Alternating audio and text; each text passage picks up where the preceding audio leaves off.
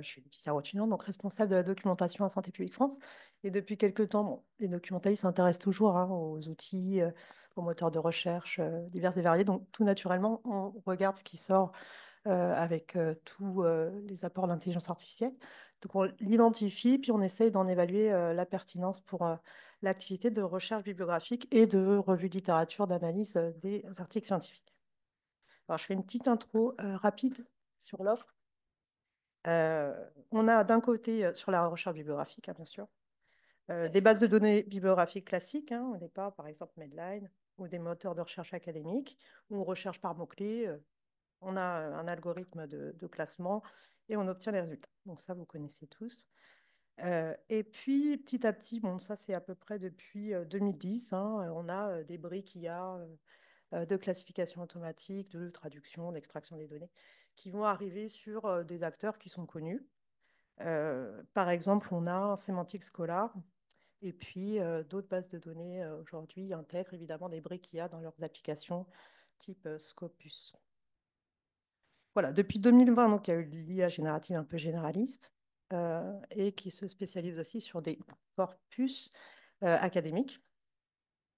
Et un élément intéressant, c'est l'injection des connaissances dans ces modèles un petit peu généralistes, donc les RAG, pour Retrieval Augmented Generation, qui permettent d'associer en fait des connaissances à ces modèles et qui vont permettre, sans modifier le modèle de départ, et qui vont permettre de pouvoir, dans notre cas, ce qui nous intéresse ici, c'est sourcer dans la base de données vectorielle qui représente le RAG, les références bibliographiques. Voilà, donc je vais passer rapidement. Alors, qu'est-ce qu'on peut faire avec ces nouveaux moteurs de recherche bibliographique? Je vais en nommer quelques-uns dans un instant, donc vous en connaissez certainement. Confier sa recherche en totalité à l'IA sous forme de questions ou confier des tâches spécifiques. Par exemple, explorer les différents aspects d'un domaine, faire un plan général, rechercher du vocabulaire, rechercher des références bibliographiques de la littérature grise ou scientifique. On peut aussi, avec ces outils qui sont parfois un petit peu multifonctions, ce pas des robots multifonctions, mais des outils multifonctions, faciliter la lecture, c'est-à-dire traduire, générer des résumés, extraire les points clés d'une publication ou extraire des données depuis les articles en PDF. Alors voilà, l'offre actuelle, et là encore, ce schéma, il est presque un peu dépassé, ça bouge un peu tous les jours. Elle est assez impressionnante et nous, on va s'intéresser. Donc, vous pouvez regarder, il y a un site qui est pas mal, qui n'est pas uniquement sur la recherche bibliographique, bien sûr. C'est There's an eye for that. Voilà, selon votre application, vous avez vraiment parce que là, ici, j'ai mis Academic Citation, mais vous avez pour faire des PowerPoint, enfin, pour tout un tas d'applications que vous connaissez peut-être déjà. Et donc, nous, on va s'intéresser. Voilà, bon, on a exploré quelques outils déjà. Je vais aller un peu vite parce qu'on a un petit peu dépassé le temps. Dimensions, c'est un moteur bibliographique avec des fonctionnalités de résumé automatique, d'extraction d'informations. Consensus et Licite, qui sont aussi spécialisés des moteurs de recherche académiques, qui vont vous permettre aussi d'extraire des données. ResearchRabbit, qui est un méga index, qui permet un peu de visualiser des graphes d'auteurs, hein, de faire un petit peu des cartes à partir d'une recherche bibliographique et de faire les liens entre différents auteurs. Alors, les solutions sont souvent payantes hein, quand on veut utiliser toutes les fonctionnalités. On a souvent, presque toujours besoin d'un compte pour y accéder. Et actuellement, d'après les dernières infos, les modèles, enfin ces solutions-là ne sont pas forcément rentables financièrement, donc il ne faut peut-être pas trop s'attacher. Suivre quelques leaders qui sembleraient prendre le pas, mais à partir du schéma que j'ai montré tout à l'heure, il y aura peut-être vraiment des acteurs qui vont tomber. Ça coûte beaucoup, en fait. Hein. Alors, je vous fais une démo. Je vais aller sur le poste là-bas. Et je vais vous présenter Seaspace, qui est assez impressionnant, je trouve, qui vous permet à la fois de rechercher, d'extraire des données, de discuter avec un article PDF, c'est un bien grand mot, identifier des concepts clés et produire des slides ou vidéos à partir d'un article que vous auriez produit. Voilà, donc ça coûte 12 $ par mois.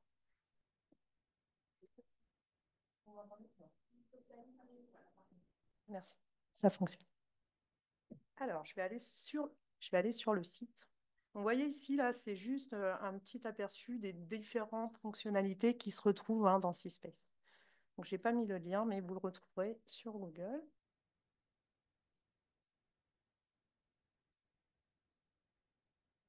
Donc, la création du compte est bien sûr gratuite. Vous verrez qu'il y a des limites, hein, parce que forcément, bon, ils cherchent une rentabilité financière. Donc, il y a des fonctionnalités en fait où vous pourrez accéder un petit peu partiellement pour vous donner envie, puis après, il faudra payer. Euh, donc,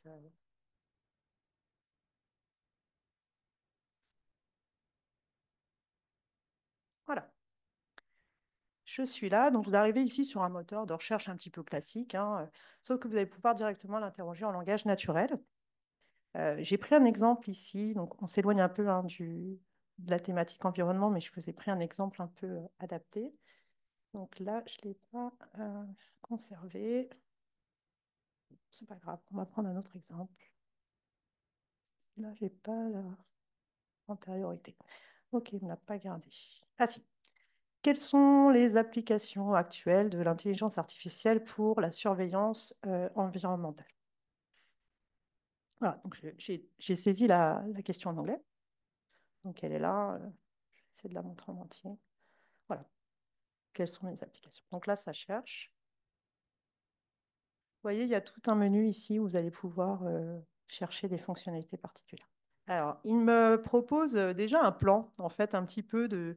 Alors, vous allez dire, vous qui êtes plus expert, ce que vous en pensez, hein, mais... donc, il me propose un plan avec quelques thématiques, donc qualité de l'air, qualité de l'eau, enfin, évaluation de la qualité de l'eau, les objets connectés, etc.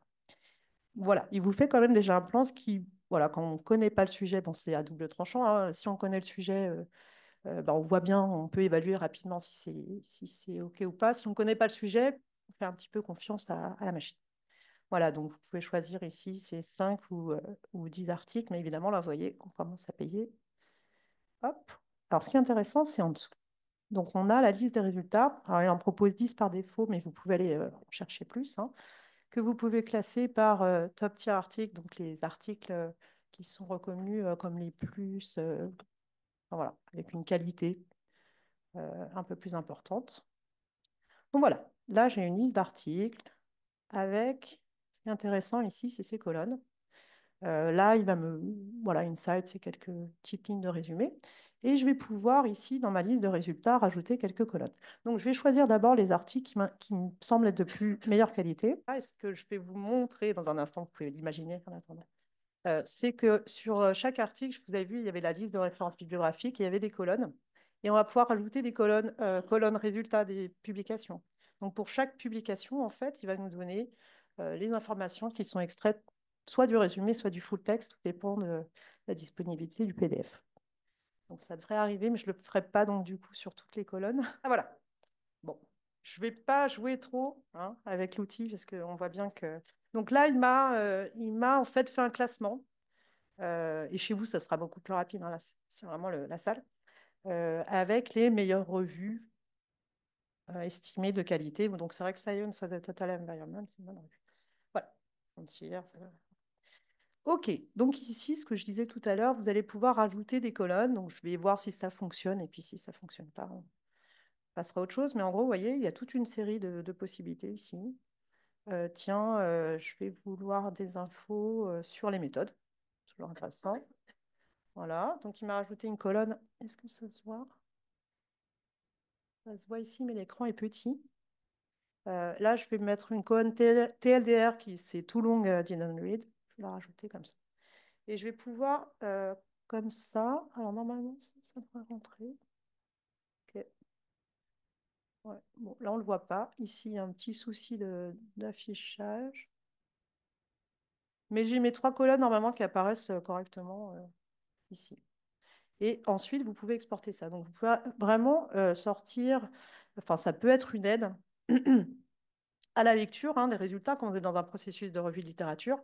En tout cas, de se faire une première idée si on inclut ou pas les articles. Alors voilà, je vais aller un petit peu vite. Je voulais prendre un exemple avec un PDF pour vous montrer la fonctionnalité de... bon, je mets un peu de temps. Alors, je vais peut-être passer rapidement parce qu'en fait, il est tard. Je ne sais pas quelle heure il est. C'est passé, hein. Ouais.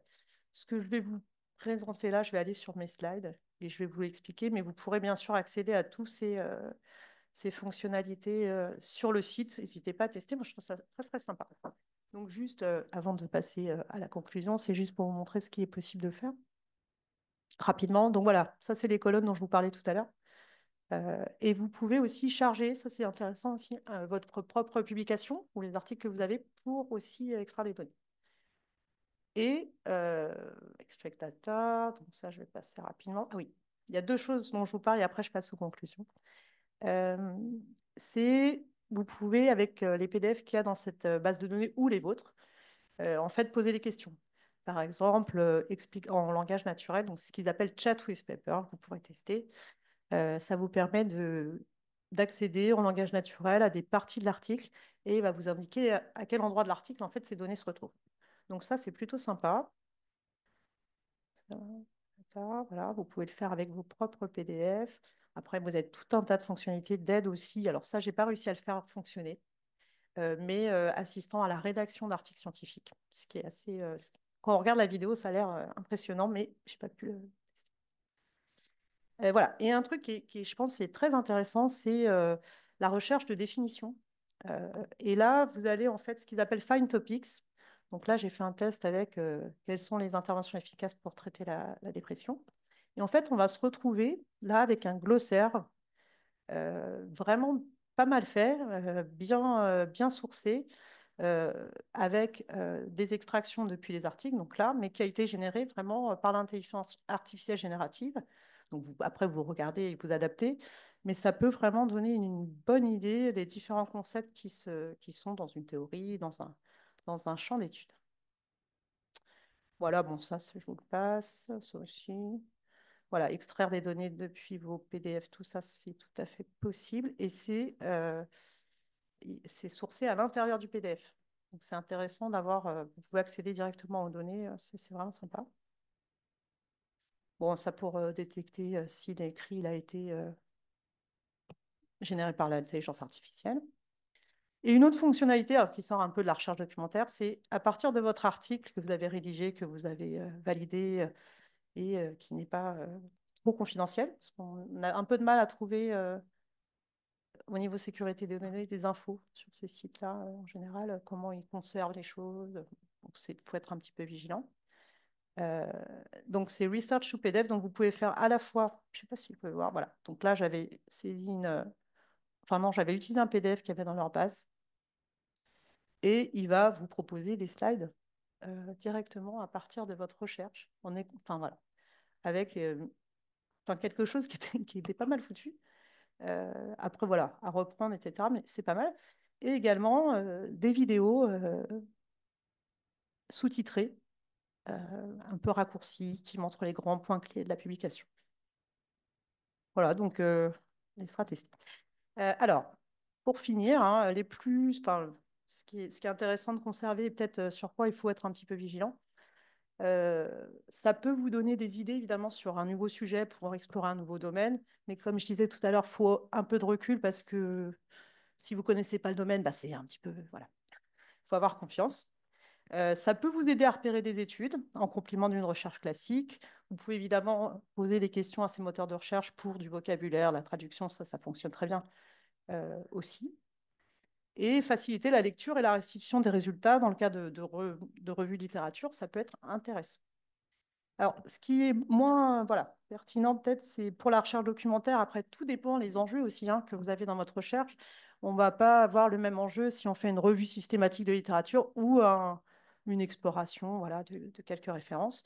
Donc, c'est le manque de reproductibilité. Ce n'est pas, enfin, c'est souvent pas exhaustif et on ne sait pas toujours en fait quel est le corpus de ressources derrière. On peut chercher, mais voilà, je pense qu'il y a des partenariats qui se montent avec certains éditeurs, mais c'est pas tout à fait clair encore. Les références aussi, donc là c'est lié aux sources. Hein. On peut trouver des revues en open access qui sont des sources de moins bonne qualité, des revues prédatrices ou des revues un petit peu moins évaluées par les pairs, par exemple. Donc attention aux références qui sont mentionnées. Euh, et puis, voilà, on n'a pas le même système qu'une base de données classique où on comprend pourquoi on a eu cette réponse. En fait, on a des résultats, Là, c'est du langage naturel, donc il faut faire des itérations, mais encore là, on n'est pas tout à fait sûr enfin, voilà, ça nous amène un corpus assez exhaustif. Et puis, pourquoi on a ces résultats? Voilà. C'est un petit peu les éléments que je voulais mentionner. Merci.